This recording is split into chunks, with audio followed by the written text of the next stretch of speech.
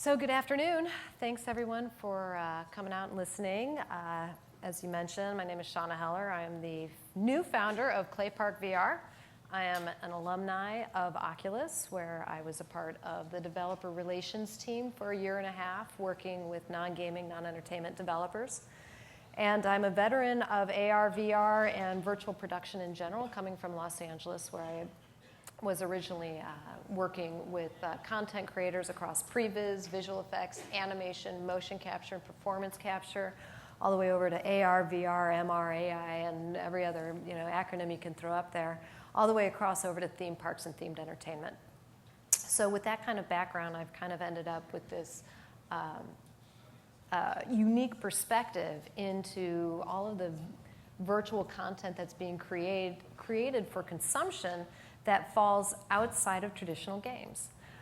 So that includes a lot of the people that I worked with at Oculus in the developer bucket, who were across arts and culture, architecture, automotive, advertising, brands, and over to enterprise and education, science, sports, music. I mean, it just goes on and on. A ton of industry and custom uses of it.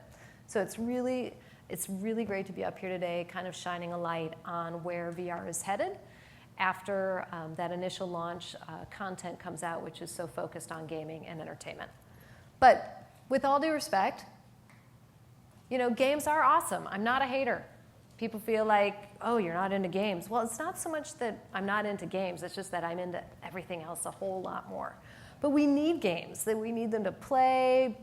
We love to compete with one another and have fun. Fun is so important in life and in virtual reality. But honestly, that's just the beginning. The broader potential of VR really is the ability to engage, enlighten, educate, and connect with one another. From historical recreations that put you in the direct flight path of the Wright brothers, which is on the left there by a company called Matter VR, to interactive medical visualization techniques that allow doctors and patients to preview injuries and optimize surgeries before a single incision has ever been cut. These are just a couple of the very, very infinitesimal uses and applications of VR that are coming right on the heels of gaming and entertainment. In fact, in many instances, this sort of development is already underway, and people are looking to launch these sorts of custom experiences pretty much as soon as possible, and are already taking places. The uses of VR outside of gaming really are tremendous. What is interesting in both of these examples is that for the recreation of the Wright brothers' first flight, the developer team working on it not only had an extensive background in creating visualizations or pre-visualizations for the motion picture industry, but they had a mixed background in gaming and storytelling as well.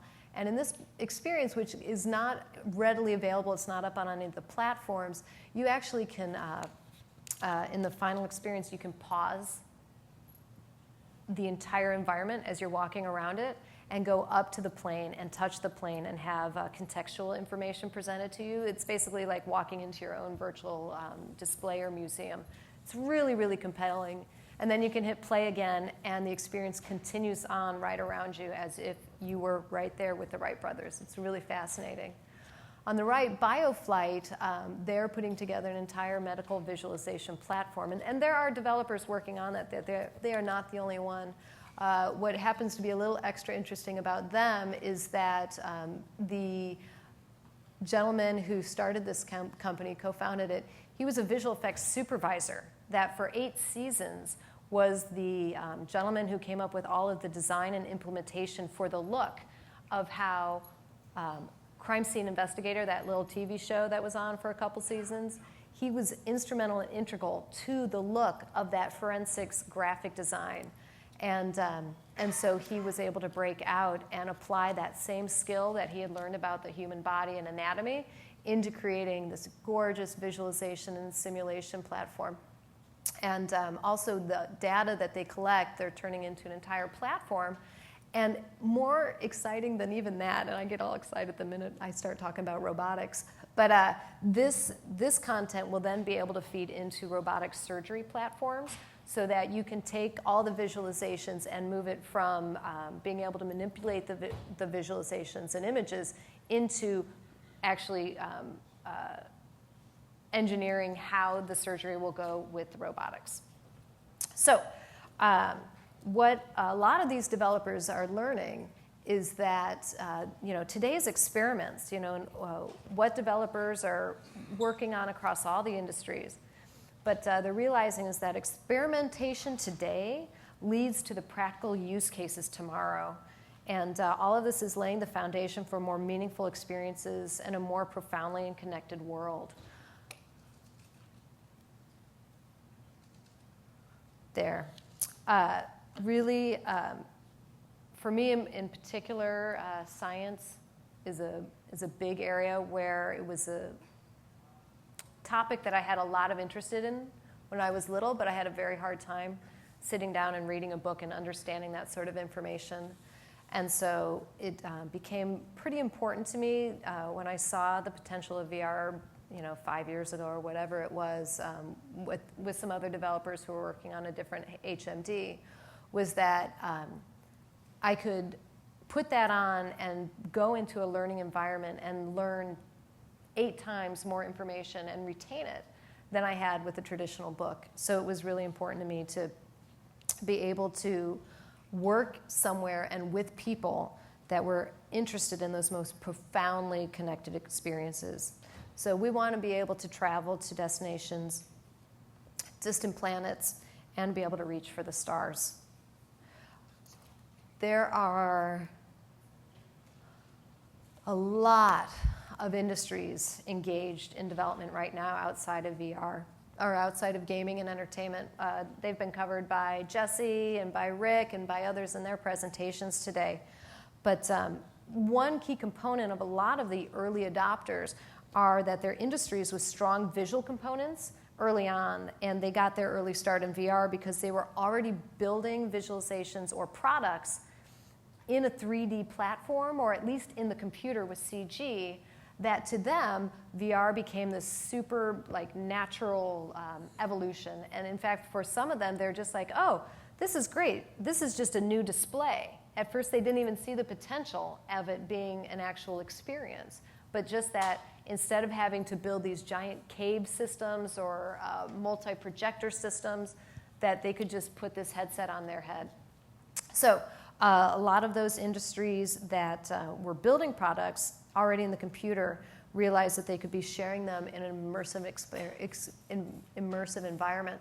So you have advertising, arts, automotive, architecture, cultural institutions, and education, medicine, music, publishing, science, and social and sports. And so there has been early development in these areas. Oftentimes you will see maybe a small story here and there, but gaming and entertainment gets the lion's share of the press. But this has been a really, really rich area to see where people are doing. I think we've all probably by this time put on one or another of a Gear VR or some other headset and had some sort of promotional or advertising content shared with us. A lot of, there's a significant amount of early adopters in the advertising and marketing space. But cultural institutions, education, publishing in particular, I think is going to be especially compelling when the literary world figures out what kind of shoulder content to create along with traditional books. So I think what a lot of you all are interested in knowing from me, and one of the questions that I get asked most frequently is, what's around the corner?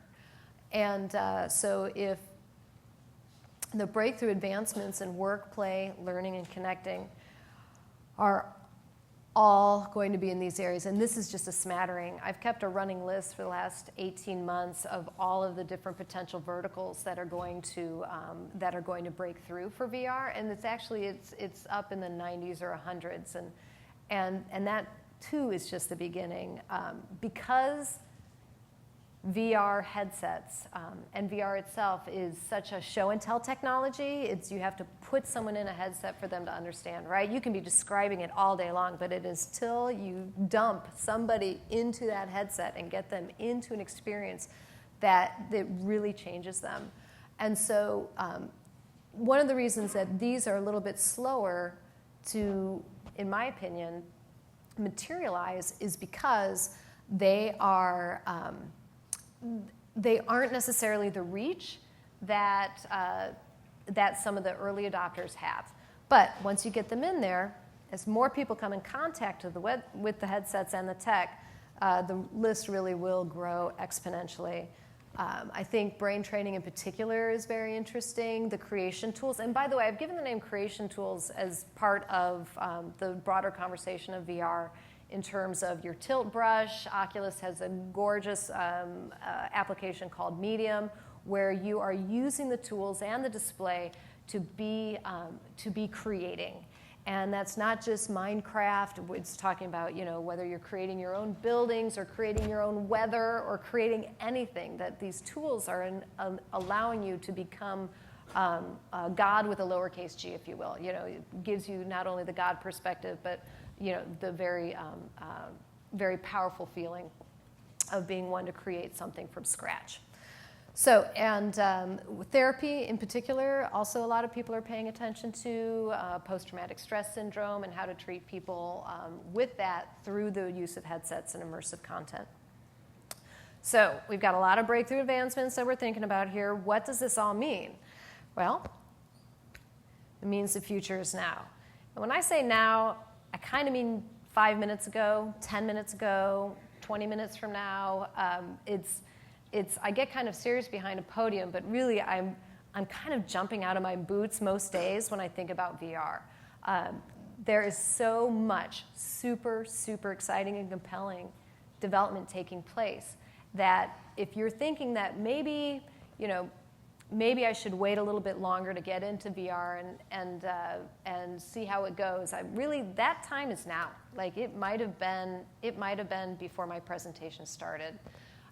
People think, let's wait until there are more headsets on the market. Well, as Jesse said, they're coming. We know they are coming. It is pretty easy, in my opinion, for at least these first 18 months to get a little left behind. So the future really, really is now. 24 hours from now, then 24 hours after that, VR will be developed and created that will change the way we live. So then that means for you all, what do we do? Well, one of the questions, or the sweet series of other questions that I frequently get, is how do we get ready? And I think there are two approaches. Companies should get ready, some pretty standard stuff, and I think 50% of this crowd is pretty well advanced, and then 50% you're coming to kind of kick the tires on VR, so I'm trying to speak to both of you at the same time. But first, companies should be studying the market. And, I've termed something a VR czar, that person or team within your organization that is tasked with learning and keeping up with trends and tracking those trends and then sharing that information on a weekly, bi-weekly, or monthly basis with your broader team. So then what else should you do? Well, you should get involved. And there are a couple different ways. You can attend a local tech meetup or start your own. They're all the rage, and they do so much good for the VR community. I can't emphasize it enough. It's a great way to get involved. Then also, The mic's covering your face in the camera now, so I was moving it sideways Oh. so they can see on the camera. Oh, That's all. yes. All right. Am I good otherwise? Hey, now. Okay. So get involved. So then the next thing is engage developers. I know that's kind of a daunting task there. Where do you look and who do you meet and whatnot? And that'll get a little bit easier in time. But the most important thing is if you're getting involved by going to meetups and studying the community, you're going to learn a lot. And you're going to learn about the people playing. So get involved with them. Connect with the developers and see what they're going to do. And then talk about potential projects with them. And then experiment with small experiences to test the learnings and the findings and then build the relationships with those developers. Those are great steps if you're a company even thinking about VR. For developers, okay, it's time for you guys to think beyond the markets you're currently serving. I know it seems early for that, but truly it's time.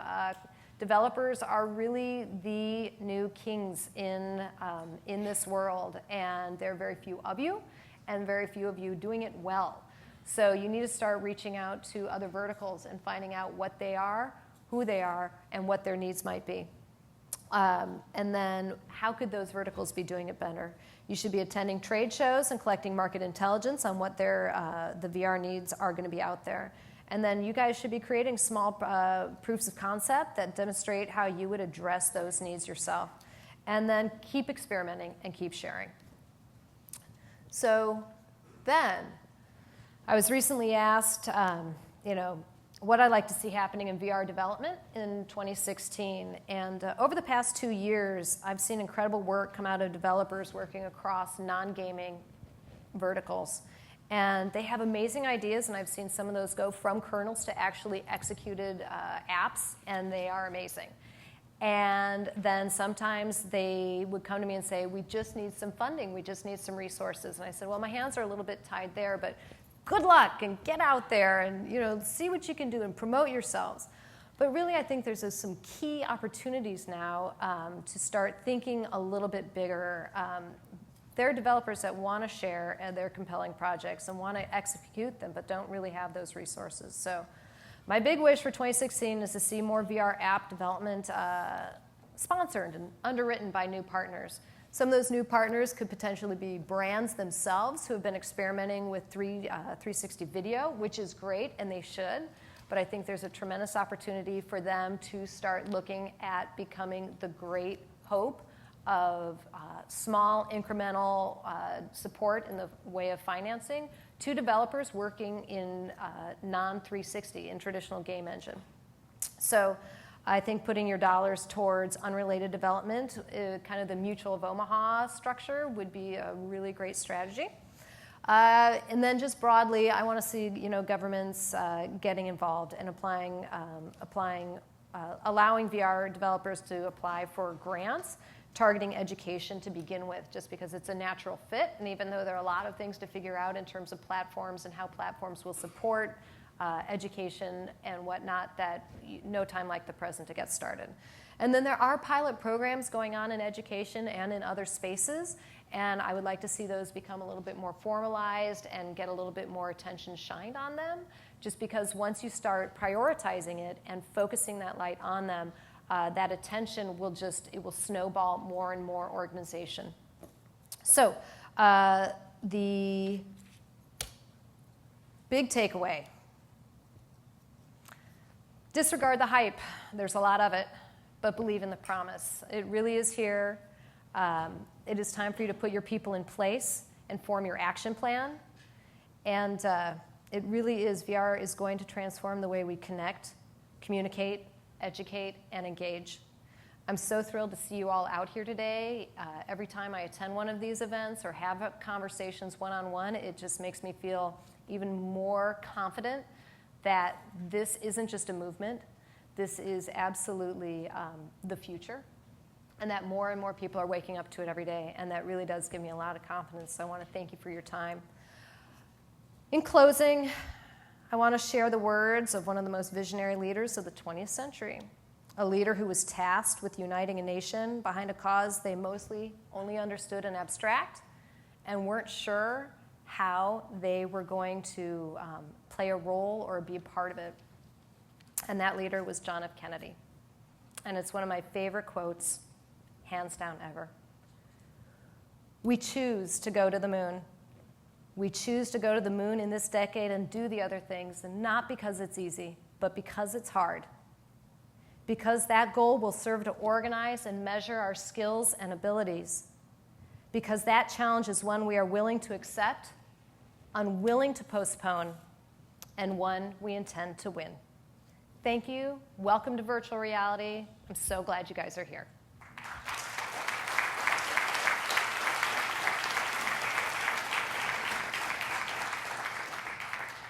Couple questions?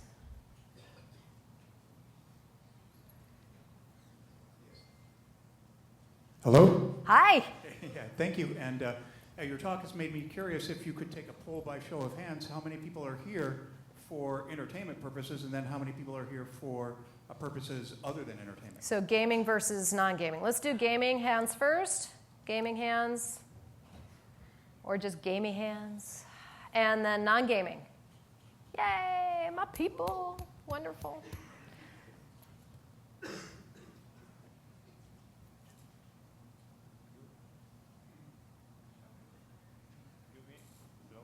Hello? You mentioned a lot for some future application for medical. So I Yes. fully agree some medical very attractive VR application. But what about the FDA approval? Because any kind of medical application, I believe, require FDA approval, but it will take a long time and tons of money. But recently, some VR developer and companies still quite small size company. I don't believe they can afford to have this kind of FDA approval. So what do you think about that? So we're a ways off, and I should say that even though I am of Oculus, I do not speak for Oculus. I speak now for virtual reality itself as a medium, but that you can tell without doing a deep dive that none of the hardware is really ready yet to be in any sort of professional industrial setting in that way. At some point in time, I'm sure the government will be getting involved to start looking and going through all those different approval processes. But all of these gaming devices right now are gaming devices. That's their classification, or it is not classified in any way as medical. So there's going to be an influx very quickly, right, of how do we regulate this and how do we, between regulation and monetization, there are a lot of things that have yet to be worked out. But I think especially once younger or less mature developers are thinking more about those first steps, where they're actually getting involved more for training and simulation, as opposed to being directly in the operating room, I think that's a really win-win path for everyone. It gives medical companies interesting developers to look at, and then it gives developers a good goal to be shooting for.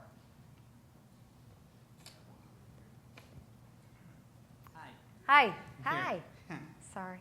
I have a question regarding storytelling. Okay. Because you have experience in a lot of ranges, and I was looking at your website, and you also have experience with Hollywood. I do. I do. So I'm wondering, we mentioned in previous talks that it will be a time until there is a feature film, but for VR. Yep.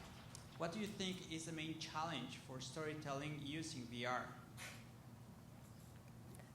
There are several challenges Yeah, for telling stories in VR. I think until, first that we're used to a director telling us where to look, right? Second is that we're finding that most people, when they're in VR, they don't want to take advantage of that full 360.